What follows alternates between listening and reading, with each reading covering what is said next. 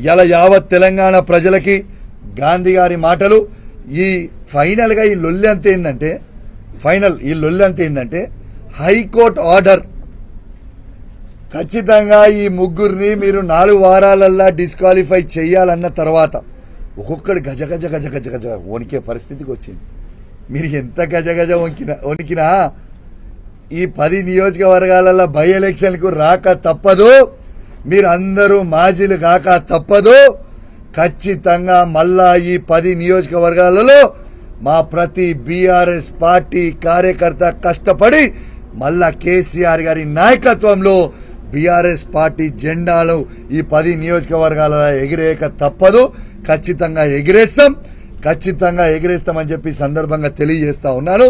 మళ్ళా కూడా చెప్తా ఉన్నాను, ఈ 10 మంది ఎమ్మెల్యేలకు కూడా చెప్తా ఉన్నాను, మారిన ఎమ్మెల్యేలకి మా బీఆర్ఎస్ పార్టీ కార్యకర్తలు కేసీఆర్ గారి నాయకత్వంలో పెట్టిన భిక్ష మీకు మళ్ళా చెప్తా ఉన్నా, మీకు సిగ్గుంటే శరముంటే స్పీకర్ గారు మిమ్మల్ని డిస్క్వాలిఫై చేసే ముందే మీరు రాజీనామా చేసి ఎలక్షన్లకి రాండి.